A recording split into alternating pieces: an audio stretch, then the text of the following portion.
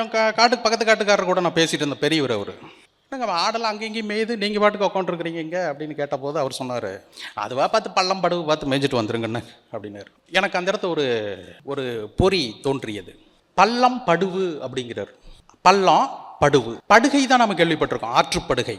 அப்போ அந்த தண்ணீர் போகிற தாழ்வழி, அதில் மணல் தேங்கி இருக்கும், ஈரப்பதம் இருக்கும், அதுதான் படுகை அப்படிங்கிறோம். அவர் இன்னொரு சொல்கிறார் பாருங்க, படுவு.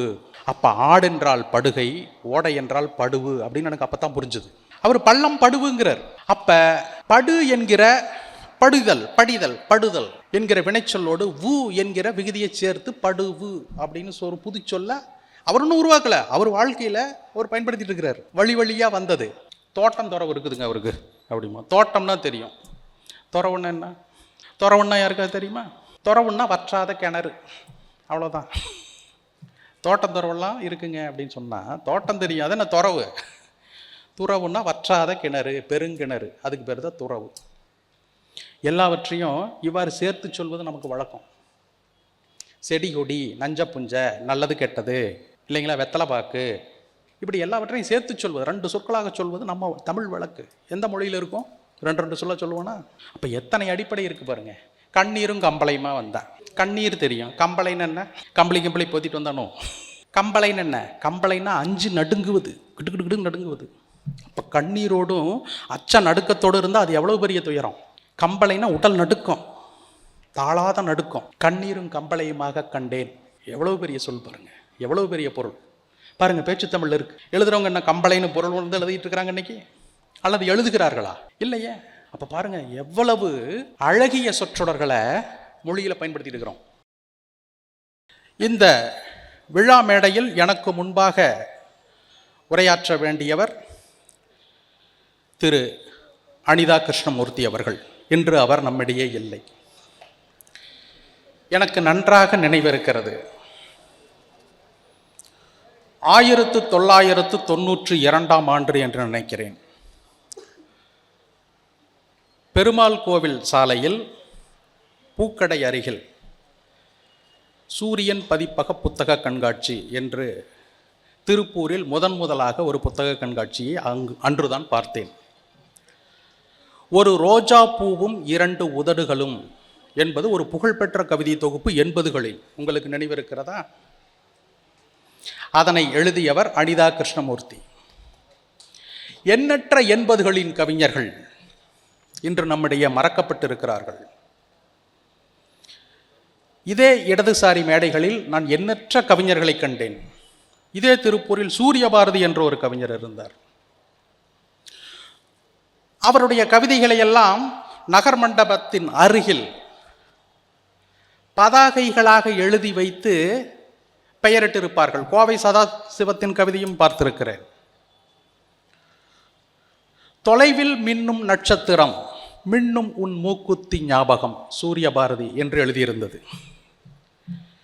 தொலைவில் மின்னும் நட்சத்திரம், மின்னும் உன் மூக்குத்தி ஞாபகம், சூரியபாரதி, திருப்பூர் சூரியபாரதி. இந்த இடதுசாரி மேடையில் மின்னியவர் அந்த கவிஞர் திருப்பூரின் சார்பாக.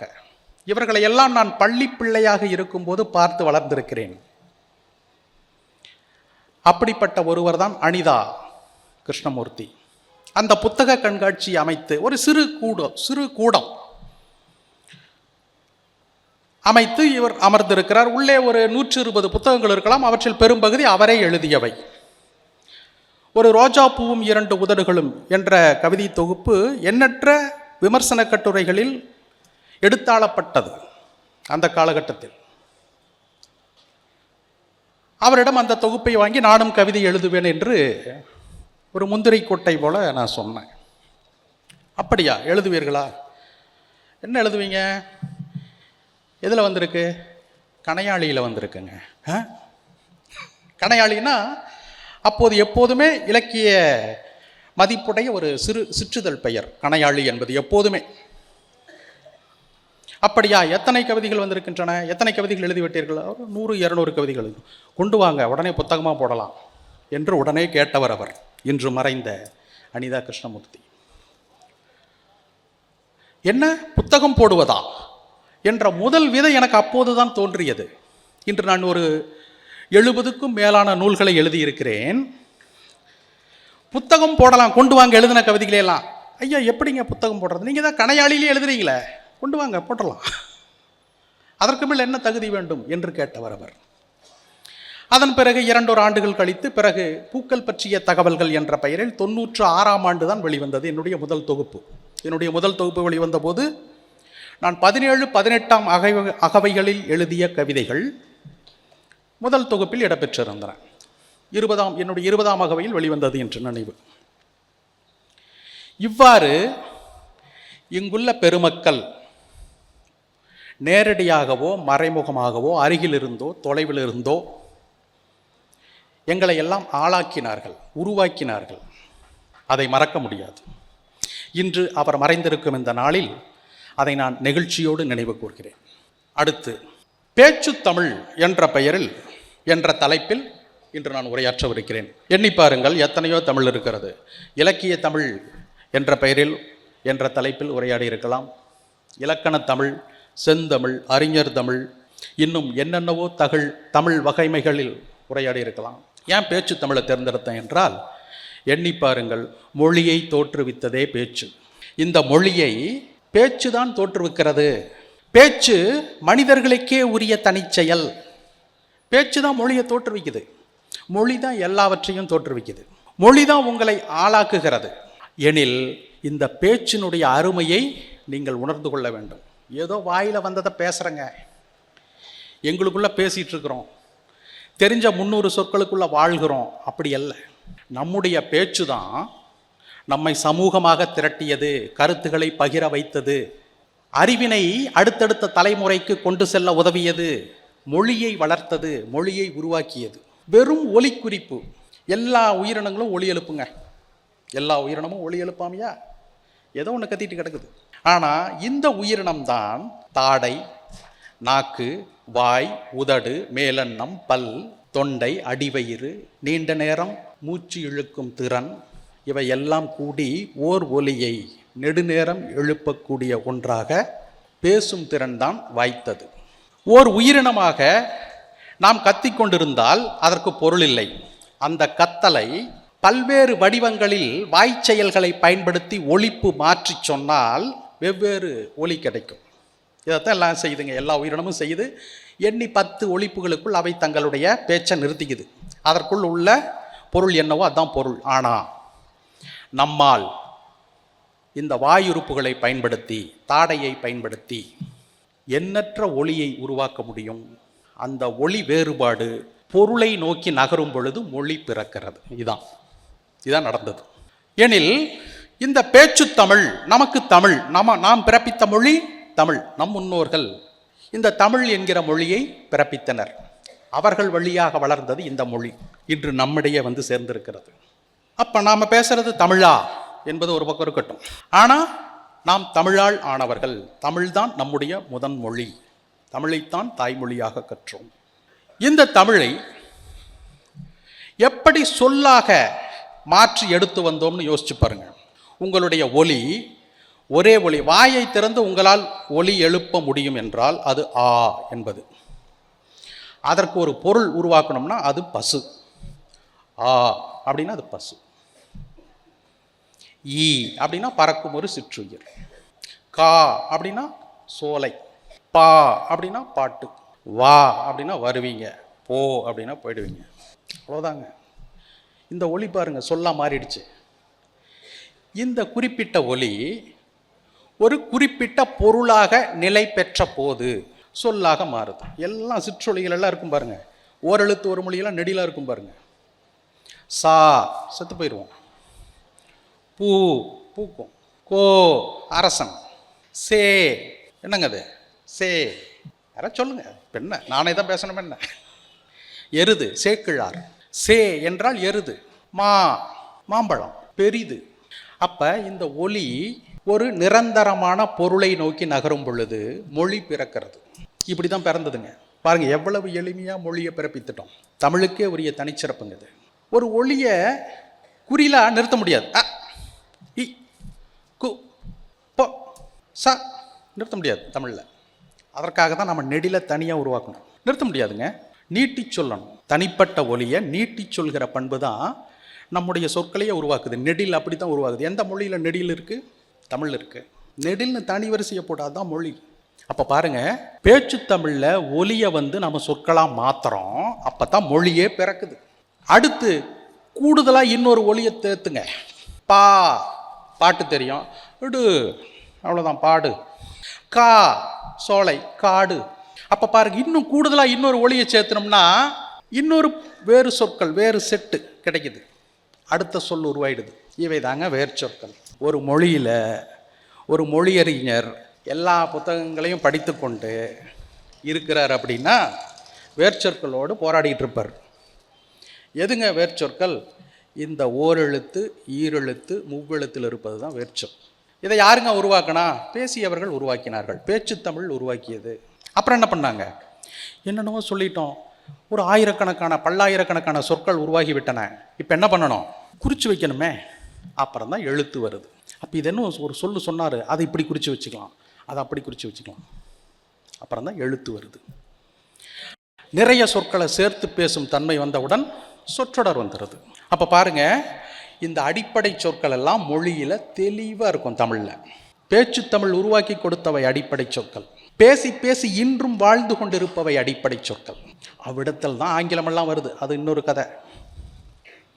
அப்போ ஒரு சொல்லை உருவாக்கிடுறீங்க, அந்த சொல்லுக்கு ஓரளவுக்கு தான் இன்னொரு ஒலியை சேர்த்து வேறு பொருள் தர முடியும். ஆ, ஆடு, அவ்வளோதான் அடிப்படை சொல். வேர்ச்சொல்.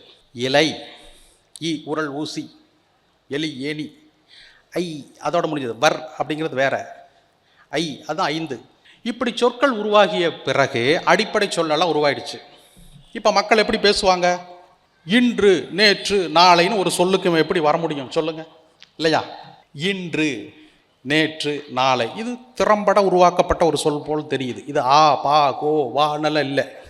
அப்போ இ அப்படிங்கிறது இங்கே இருக்கிற சுட்டு, அ அப்படிங்கிறது தொலைவு சுட்டு, செய்மை சுட்டு.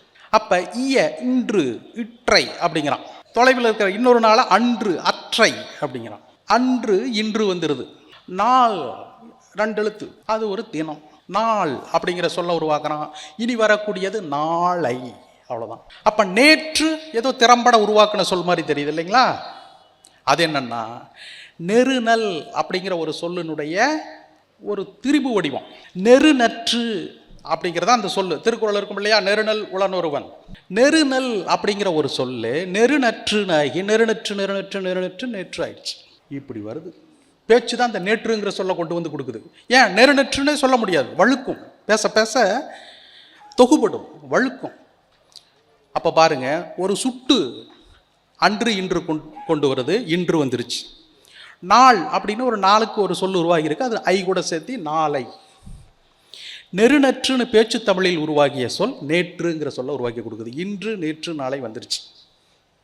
இதுதான் திறம்பட எழுத்து தமிழில் புழங்குகிற ஒரு சொல். அப்போ பாருங்க, பேச்சு தமிழ் சொற்களை கொண்டு வந்து கொடுக்குது. அப்போ எல்லாம் இப்படி சொல் அடிப்படையாக உருவாக்கிட்டு என்ன பண்ணுறோம் அப்படின்னா, பேச்சு தமிழ் அடுத்து என்ன பண்ணுறாங்கன்னா, சொல் உருவாக்கியாச்சு. மலை, ஆறு, காடு, பூ எல்லாம் உருவாக்கியாச்சு. அடுத்து என்னங்க பண்ணுறது? அடுத்த லெவல் உருவாக்கிய சொல் ஒவ்வொன்றுக்கும் திணைப்பால் எண் இடம் காலம் கற்பி. அவ்வளோதான். எவ்வளோதாங்க மொழி ஆராய்ச்சி. நீங்கள் உருவாக்கிய சொல் ஒவ்வொன்றுக்கும் திணை பண்ணுங்க. திணை, பால், எண் 1 2 ஒருமையா பன்மையா. திணை உயர்தனை அக்திணை, அதில் ஆண்பால் பெண்பால். பால், எண் ஒருமை பன்மை, இடம் தன்மை முன்னிலை படற்கை, காலம் கற்பிங்க. அவ்வளோதான், சொற்கள் வந்தாச்சு. இப்போ மலைன்னு ஒரு சொல் உருவாக்கியாச்சு. மலை, இது எப்படிங்க உயர்தனை சொல்லாக்குறது? மலையன். மலையில் இருக்கிறவன் மலையன். காடுன்னு ஒரு சொல் உருவாக்கியாச்சு. காட்டில் இருக்கிறவன் காடன், இல்லைங்களா? அப்போ நாட்டில் இருக்கிறவன் நாடன். அவ்வளோதான். பாருங்க, உயர்தினை ஒருமையை கற்பிச்சாச்சு. அப்போ வேர்ச்சொல் என்பது காடு, ஆறு, நாடு, பூ, பூவன், ஐகாரம் பெண்பால் விகுதி பூவை. அப்போ ஒரு வேர்ச்சொல்லுக்கு திணைப்பால் எண் இடம் காலம் கற்பித்தால் அடுத்த சொல் வந்துடுங்க. அவ்வளோதான், பேச்சு தமிழ் உருவாக்கி கொடுத்துட்டு போயிடுது. இவ்வளோதாங்க தமிழ் மொழி. இதுக்கு மேலே ஒன்றும் கிடையாது. இந்த மொழியில் ஒரு சொல் எடுத்துக்கிட்டு அது கற்பிக்கிற திணைப்பால் எண்ணிடம் காலத்திற்கான குறிப்புகள் எடுத்துருங்க, அதான் வேர்ச்சொல். அதான் வேர்ச்சொல். வருகின்றான் இப்படின்னு ஒரு சொல் இருக்குங்க, இது வினைச்சொல், வினைமுற்று. இவ்வளவு தெளிவாக உருவாகிருக்கு. என்னங்க நடந்திருக்குது? வா அப்படிங்கிற வினை வேர், அது ரா என்றும் மாறிக்கும். அதனால தான் வா வருண் ஆகுது. அதனால தான் இங்கே வா, இன்னொரு மொழியில் ரா, இதுதான் கொடுக்குது நமக்கு. வரு, வாராய். ஆய் அழைக்கும் விகுதி. வாவாயின்னு வராது, ஏன்னா பகரம் உடம்படுமை அழிஞ்சு போயிடும், நிற்காது. வாராய், அங்கே ரா, நமக்கு வா. அப்போ பாருங்க, தமிழ்ல இருந்து இன்னொரு மொழி வருது. அப்போ வருகின்றான்ல என்னங்க நடந்தது? அது கற்பிக்கிற திணைப்பால் எண்ணிடம் காலக்குறிப்பை நீக்குங்க, வேர்ச்சொல் கிடைக்கும், அவ்வளோதான். அப்போ அதில் என்ன நடந்தது? வருன்னு திரிபாகி இருக்குது, அதனுடைய வேர் வா. அடுத்து இருக்கு கின்றுன்னு ஒன்று இருக்கு இல்லையா, அதுதான் நிகழ்கால இடைநிலை. ஆண் ஒருமை ஆண்பால், வினைமுற்று விகுதிம்போம் இல்லைங்களா? அப்போ பாருங்க, திணைப்பால் எண்ணிடம் காலம் குறிக்கிற குறிப்புகளை நீக்கிட்டோம், வேர்ச்சொல் கிடைச்சிருச்சு, அதுதான் வா, அதுதான் பகுதி, அதுதான் வினைவேர். இப்படி தாங்க, இதைத்தான் நம்ம வேற வகையில் படிச்சுட்டு வந்திருப்போம். ஆனால் சொற்கள் எல்லாம் இப்படித்தான் உருவாகின்றது. வருகின்றான் என்பது ஒரே சொல்லா? யோசிச்சு பாருங்க, வருகின்றான் என்பது ஒரே சொல்லா? ஆம், இல்லை? யாராவது சொல்லுங்க, முன் வருக. தவறா இருந்தா என்ன பண்ண போறோம்? வருகின்றான் என்பது ஒரே சொல்லா என்றால் இல்லை. வா என்பது வினைச்சொல், மற்றவையெல்லாம் இடைநிலை விகுதின்னு சொன்னோம் பார்த்தீங்களா, அவையெல்லாம் இடைச்சொற்கள். பெயர்ச்சொல், வினைச்சொல், இடைச்சொல், உரிச்சொல். நீங்கள் பெயர் வினையை மட்டும்தான் கற்று வந்திருக்கிறோம், இடைச்சொல்லும் உரிச்சொல்லும் யாரும் கற்கலை. அதைத்தான் நிறைய பயன்படுத்துகிறோம். இந்த கின்று எல்லாத்துலேயும் வரும், இந்த ஆண் எல்லாத்துலேயும் வரும். அப்போ பாருங்க, வருகின்றான் என்பதில் ஒரு வினைச்சொல் இருக்குது, பிற அனைத்தும் இடைச்சொற்கள். இது தாங்க மொழியினுடைய கட்டமைப்பு. அவ்வளவுதான். ஒரு பேச்சு தமிழில் நமக்கு உருவாகின்ற சொற்களை அடிப்படை சொற்களாக, வேர்ச்சொற்களாக வைத்துக்கொண்டு, அது வினைச்சொல்லாக இருக்கும், பெயர் சொல்லாகவும் இருக்கும். அதனோடு இடைச்சொற்கள் என்று சொல்லப்படுகிற திணைப்பால் எண்ணிடம் காலம் கற்பிக்கின்ற குறிப்புகளை சேர்த்திங்கன்னா அடுத்த சொல் உருவாகும். மாபெரும் மொழியியலை சுருக்கமாக சொல்லிட்டேன், இறுக்கி பிடிச்சிக்குங்க. எளிதில் சொல்ல மாட்டாங்க. இதைத்தான் எல்லாம் பண்ணிகிட்டு இருக்கிறாங்க. அதில் என்ன விகுதி இருக்குது, அதில் என்ன இடைநிலை இருக்குது, அதில் என்ன காலக்குறிப்பு இருக்குது என்பதாக. அப்போ இந்த பேச்சு தமிழ் மொழியினுடைய அடிப்படையாக இருந்திருக்கு பார்த்துக்கோங்க. இன்றைக்கி எல்லாரும், நீங்கள் இப்போ நம்ம ஊரில் இருந்தே வருவோம், கல் அப்படிங்கிறது ஒரு விகுதி, பலர் பன்மை விகுதி இல்லைங்களா, கல் விகுதி. இப்போ நாம் என்ன பண்ணுறோம், எல்லா சொல்லுக்கும் கல் விகுதி சேர்த்துறோம் இல்லைங்களா. அதானே கொங்கு வழக்கு, கோவை வழக்கு. வாங்க, போங்க, நில்லுங்க, ஏனுங்க, உட்காருங்க, இப்படி எங்கே போனாங்க அங்கே இங்கே ஒன்று வந்துருங்க, அதுக்கு பக்கத்துலேங்க, இப்படி சொல் தவறாமல் கல் விகுதி போட்டுட்டு போயிருக்கிறோம். இதுதான் நம்ம வழக்கு. அங்கெல்லாம் அப்படி இல்லை, சென்னையிலலாம் அப்படி இல்லை.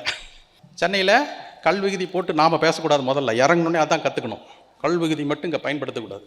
அது வேறு வரமாட்டேங்குது நமக்கு. போனோடனே ஏனுங்கன்னு தான் நிற்கிறோம். எடுத்தோடனே ஒரு மைல் தான் இருப்பான், என்னான்றா நீ அப்படின்பா.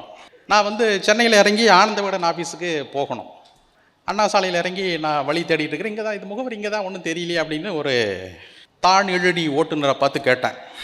விகடன் அலுவலகத்துக்கு போகணும், எப்படிங்க போகணும் அப்படின்னு கேட்டேன். வந்துடுச்சு, இந்த வாங்க போங்க எல்லாம் வந்துருச்சா. ஆட்டோக்காரர் என்னை பார்த்துட்டு கையை நீட்டினார். இதா பாத்தியா, அங்கே ஒரு செடி இருக்கு பாரு, அந்த செடி கிட்டாண்டா போய் லெஃப்ட் எடுத்துனீங்கன்னா விகடன் ஆஃபீஸ் வரும்னாரு. நானும் ஊத்து பார்த்தேன், செடியை காணோம். ஏதாச்சும் ஆஃபீஸில் தொட்டி செடிக்கான வச்சுருக்குறாங்களான்னு நானும் எல்லா கதவு எண்களையும் பார்க்குறேன், செடியெல்லாம் காணோம், மரம் தான் இருந்தது. நான் அவர்கிட்ட கிடையாது, எங்க செடி ஒன்றுமே இல்லைங்க. எப்படிங்க, இங்கே எதை சொல்கிறீங்க? அதான் அங்கே பச்சையாக தெரியுது, என்ன அது அப்படின்னாரு. ஆமாங்க, அதுதான், அந்த செடியாண்ட போய் லெஃப்ட் எடுப்போ அப்படின்னாரு. ஓ, மரத்தை தான் செடின்றாரு போல் அப்படின்ட்டு 4 எட்டு நடந்துட்டு திரும்ப வந்தேன். எனக்கு வேறு இந்த தவறாக சொல்லிட்டா திருத்தணும்னு ஒரு குறுகுறுப்பு வந்துடும். திரும்பி இதா பாருங்க, நீங்கள் செடின்னு சொன்னீங்களே, அது செடி இல்லைங்க, மரம் அப்படின்னே. அவர் சொன்னார், அது செடியாக இருந்தாண்ணா மரமாக இருந்தாண்ணா, நீ அங்கே போய் லெஃப்ட் எடுத்து விகடன் ஆஃபீஸ் போகிற போ அப்படின்ட்டாப்ல. அதாண்ணா எது எப்படி இருந்தாண்ணா அப்படிங்கிற மாதிரி ஒரு பேச்சு இருக்கும். இப்படி நீங்கள் மக்களுடைய பேச்சை மட்டுமே உற்று கவனித்தீர்கள் என்றால் எண்ணற்ற குறிப்புகள் கிடைக்கும். நான் அவ்வாறு கவனிக்கிறது உண்டு. எது பேசினாலும் கூடுதலாக ஏதாச்சும் சொல்கிறாங்களா, கூடுதல் ஏதாச்சும் ஒரு தனிப்பட்ட சொல் கிடைக்கிறதா என்றெல்லாம் பார்ப்பேன். நிறைய கிடைச்சிருக்கு அப்படி. என் காட்டுக்கு பக்கத்து காட்டுக்காரர் கூட நான் பேசிகிட்டு இருந்தேன். பெரியவர் அவர். என்னங்க ஆடெல்லாம் அங்கேயும் மேய்து நீங்கள் பாட்டுக்கு உட்காந்துருக்குறீங்க இங்கே அப்படின்னு கேட்டபோது அவர் சொன்னார், அதுவாக பார்த்து பள்ளம் படுவு பார்த்து மேய்ஞ்சிட்டு வந்துருங்கண்ணு அப்படின்னாரு. எனக்கு அந்த இடத்த ஒரு பொறி தோன்றியது. பள்ளம் படுவு அப்படிங்கிறார். பள்ளம் படுவு, படுகை தான் நம்ம கேள்விப்பட்டிருக்கோம், ஆற்றுப்படுகை. அப்போ அந்த தண்ணீர் போகிற தாழ்வழி, அதில் மணல் தேங்கி இருக்கும், ஈரப்பதம் இருக்கும், அதுதான் படுகை அப்படிங்கிறோம். அவர் இன்னொரு சொல்கிறார் பாருங்க, படுவு. அப்போ ஆடு என்றால் படுகை, ஓடை என்றால் படுவு அப்படின்னு எனக்கு அப்போ தான் புரிஞ்சுது. அவர் பள்ளம் படுவுங்கிறார். அப்போ படு என்கிற படிதல் படுதல் என்கிற வினைச்சொல்லோடு வு என்கிற விகுதியை சேர்த்து படுவு அப்படின்னு ஒரு புது சொல்ல அவர் ஒன்றும் உருவாக்கலை, அவர் வாழ்க்கையில் அவர் பயன்படுத்திட்டு இருக்கிறார், வழி வழியாக வந்தது. அதே தான் படுகை என்பதும் படு என்கிற வினைச்சொல்லோட கை விகுதி போட்டு ஆற்றுக்கு பயன்படுத்திட்டு இருக்கிறோம், படுகை, ஆற்றுப்படுகைன்னு. அப்போது தான் ஷூட்டிங் என்பதற்கு ஒரு தனிச்சொல் சொல்லுங்கன்னு ஒரு ஒளிப்பதிவாளர் கேட்டார். விஜய் ஆம்ஸ்டாங்னு பேர் நண்பர். இங்கே பாருங்க, ஷூட்டிங் போகிறோம், ஷூட் பண்ணுறோம், ஷாட்டு வைக்கிறோம். அந்த ஷாட்டுக்கு ஒரு தமிழ் சொல்லு இல்லைங்க. 100 ஆண்டு தமிழ் திரையுலகில் ஷாட்டு தான் அதானே. அப்போ அது என்ன ஷாட்டுங்கிறது என்ன, அது முன்னாடி கேமரா கன்னாக இருந்தது அந்த கருவி, அதனால் செய்கிற வினை ஷாட். ஆங்கிலத்துலேயும் அதே கதை தான், அவன் மட்டும் எங்கே போவான். அதனால் கேமரா கன்னுன்னு பேர் அதுக்கு. அதில் செய்கின்ற வினை ஷூட். தமிழில் என்ன சொல்லலாம், சுடுவு என்று சொல்லுங்கள்னு.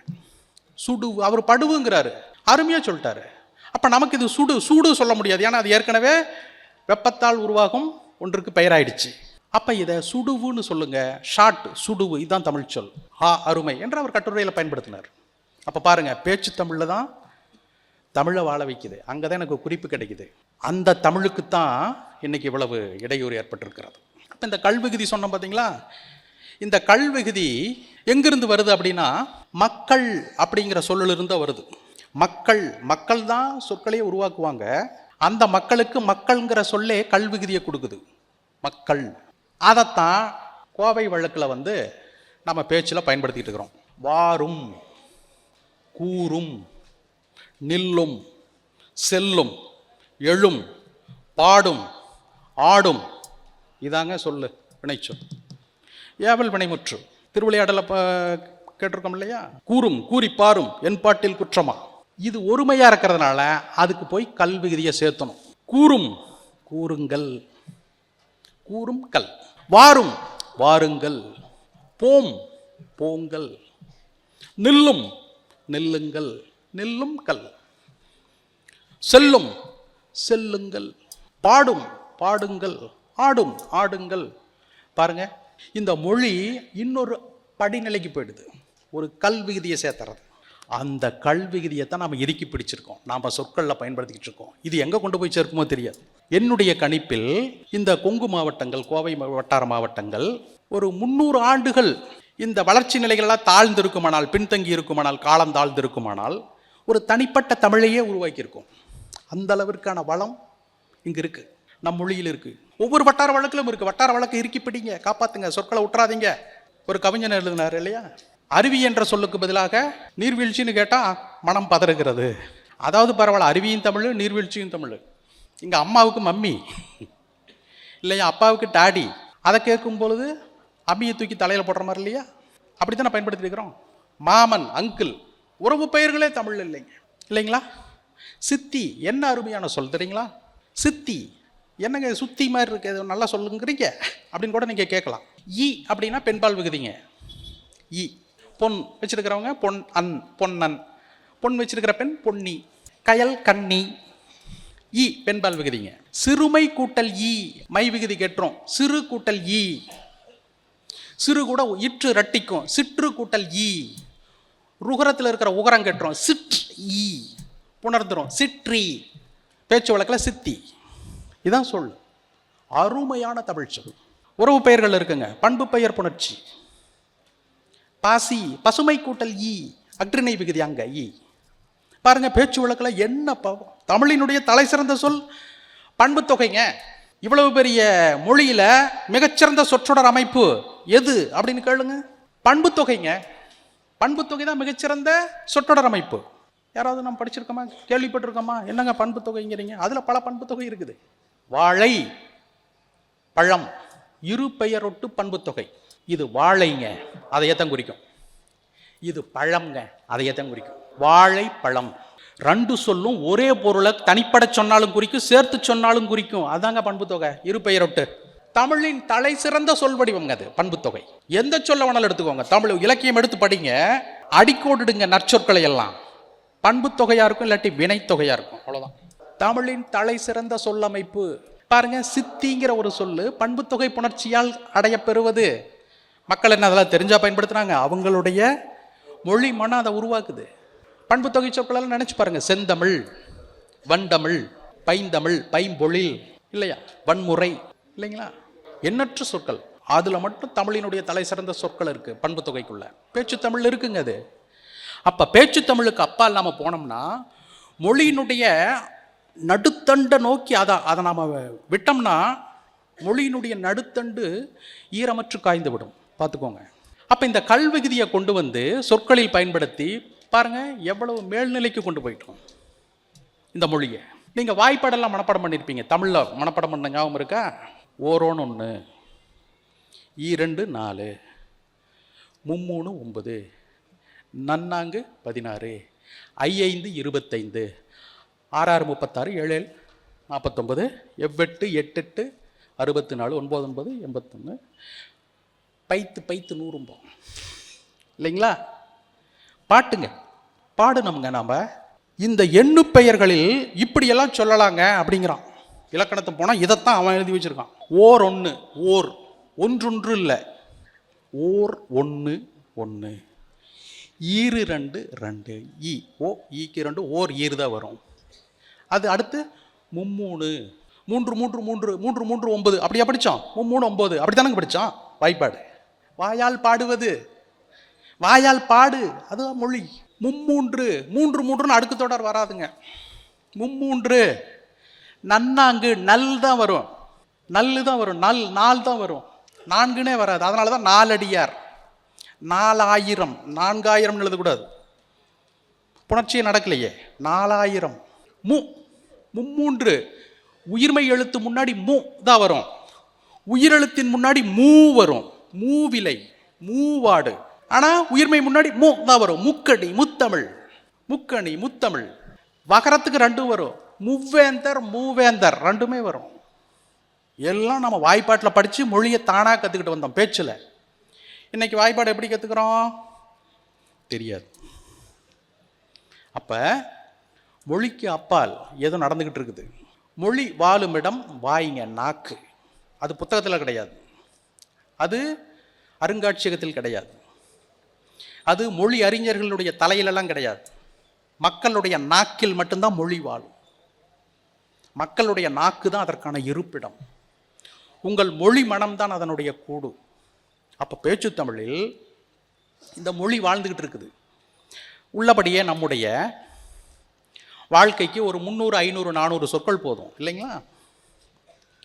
அதுலேயும் 150 சொற்கள் ஆங்கிலம் வந்தால் எப்படி என்ன பாருங்க. ஆங்கிலத்திலேயே பேசுங்க. இப்போ நம்மால் ஆங்கிலம் பேசுவாங்க.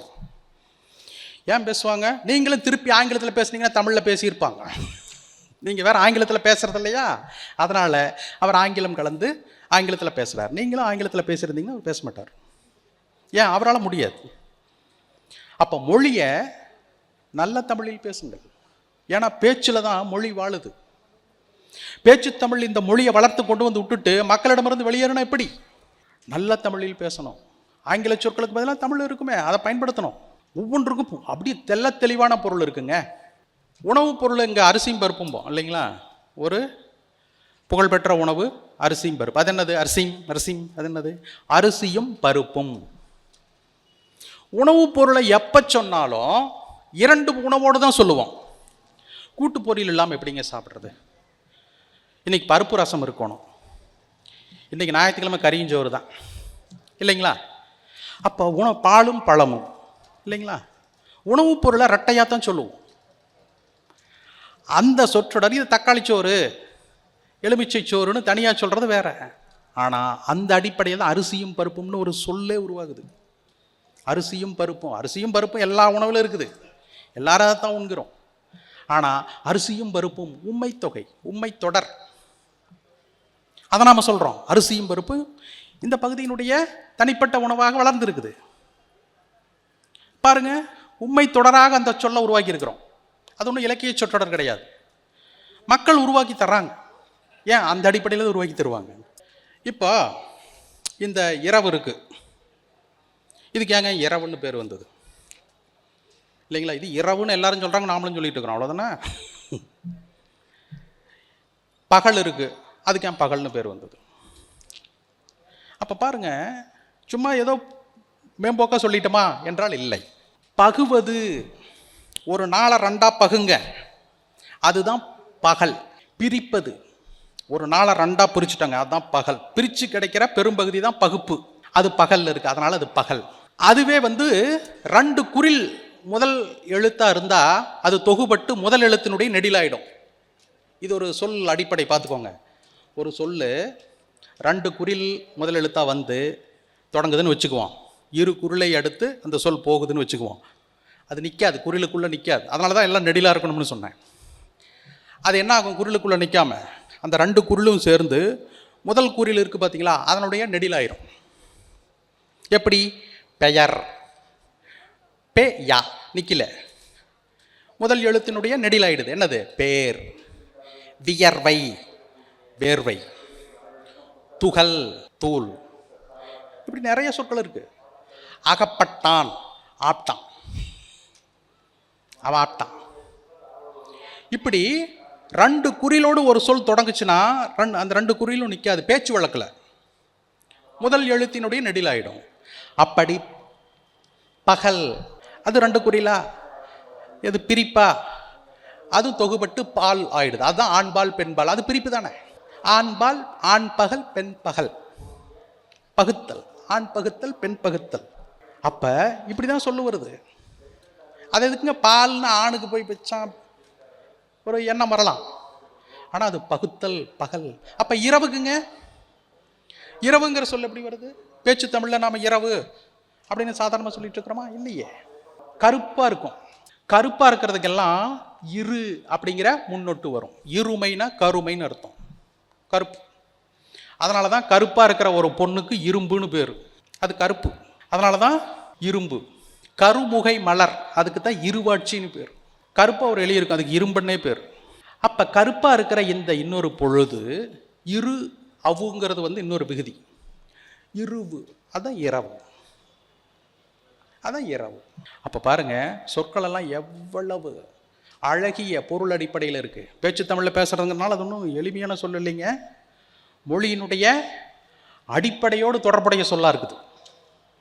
அப்ப இரவுங்கிற சொல் பாருங்க என்ன அழகா இருக்கு. எல்லாவற்றையும் நம்ம சேர்த்து சேர்த்து சொல்றது வழக்கம். தோட்டம் துறவு இருக்குதுங்க அவருக்கு அப்படிமா, தோட்டம்னா தெரியும். துறவுன்னா என்ன? துறவுன்னா யாருக்காவது தெரியுமா?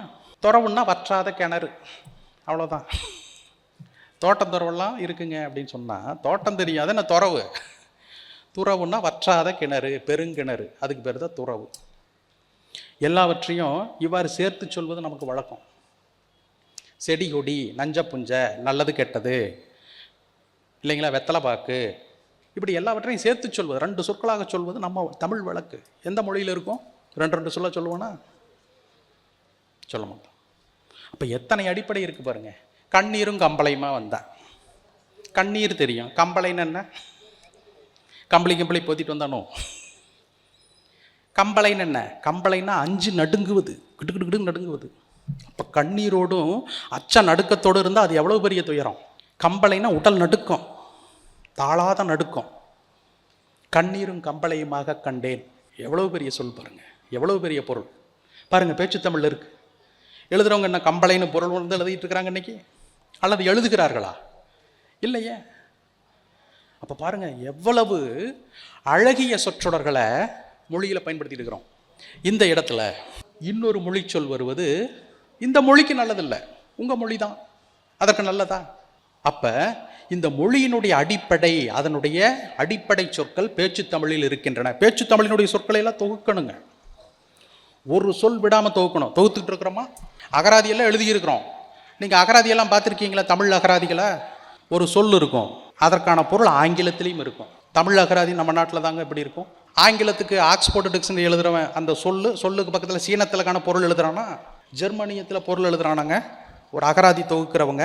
தமிழில் மட்டும்தாங்க தமிழ் சொல்லு பக்கத்தில் ஆங்கிலத்தில் பொருள். தமிழ் சொல்லுக்கு தமிழிலேயே பொருள் வழங்குகிற அகராதி எதுன்னு பார்த்தா தமிழ் அகர முதலின்னு ஒன்றுங்க. தமிழ்நாட்டு அரசினுடைய வெளியீடு தான் அது. கேப்பார் இல்லாமல் கிடந்த அகராதி அது. நான் சொன்ன பிறகு தான் அது இப்போ பாருங்கள் எத்தனை பதிப்பு போயிட்டுருக்கு, ஆயிரக்கணக்கில் விற்று கொண்டு இருக்குது. அதில் தான் தமிழ் சொல் தமிழ் பொருள், தமிழ் சொல் தமிழ் பொருள் அப்படி போகணும் அகராதியில். எதுக்கு நம்ம கூடுதலாக இந்த தமிழ் சொல்லுக்கான ஆங்கில சொல் கற்க வேண்டிய அவசியம் என்ன? ஆங்கிலம் தனியாக கற்றுக்கிறேன், ஆங்கிலம் கற்றுக்கிறேன், கவிதை எழுதுறேன், அது வேற. நம்ம அகராதிகள் எப்படி இருக்கணும்? மொழிக்கானதாக இருக்கணும், மொழிக்கான பொருளை கற்பிக்கிறதா இருக்கணும். கூடுதலாக ஆங்கிலத்தையும் கற்பிச்சா எவ்வளவு பெரிய மொழி அறிஞர்களும் இந்த வேலையை செஞ்சுருக்கிறாங்க. தமிழ் சொல் ஆங்கில பொருள். மறைமுகமாகவே நம்மளை ஆங்கிலத்திற்கு பயிற்றுவித்த ஒரு இடம் இது. ஆங்கிலம் கற்றுக்குறாங்க, தனியாக வந்து கற்றுக்குறோம், தனியாக ஆங்கில அகராதி வாங்கி நாங்கள் தமிழ் சொல் கற்றுக்குறோம். இதெல்லாம் நடந்திருக்கு. அப்போ எவ்வளவோ வீழ்ச்சிகளுக்கும் மத்தியிலும் நெருக்கடிகளுக்கு மத்தியிலும் இந்த மொழி வாழ வேண்டும் என்றால் அது உங்களுடைய பேச்சில் தான். அதனால தான் இற்றை காலத்தில் பேச்சு தமிழ் என்பது இந்த மொழியினுடைய இருப்பிடம், உயிர். அதை விட்டுறாதீங்க. பிள்ளைகளை தமிழில் பேச சொல்லுங்கள், தமிழ் சொற்களை கற்பிக்க. இதுக்கு இதுதான் சொல்லு, இல்லைனாலும் ஏதாச்சும் ஒரு வகையில் அதை தேடி சொல்லிக் கொடுங்க. முடிந்த வரைக்கும் நீங்கள் தமிழில் பேசுங்க. பிள்ளைகள் நீங்கள் பேசுகிறது தான் கேட்டு வளருது, அதை தான் பேச போகுது. தமிழில் கற்பீங்க, தமிழ் சொற்களை பேசுங்க. எங்களை போன்றவர்களெல்லாம் புதிய புதிய தமிழ் சொற்களை ஆக்கிக்கிட்டே இருக்கிறோம். இது வரைக்கும் நான் ஒரு 1000 சொற்களுக்கு மேலே ஆக்கியிருக்கேன். அதை ஒரு தனி அகராதி வெளியிடுறேன். இந்த பொறுப்புகளையெல்லாம் நாங்கள் எங்களை போன்றவர்கள் ஏற்றுக்கொள்வோம். நாம் முடிந்த வரைக்கும் தமிழில் பேசுவோம். வினை சொற்களையெல்லாம் தமிழில் பேசுங்க. அதுதான் அந்த மொழியினுடைய உயிர். எளிய பெயர்களுக்கு அரிசி, சோறு, ஏன் ரைஸ்ன்னு சொல்லணும் இல்லைங்களா?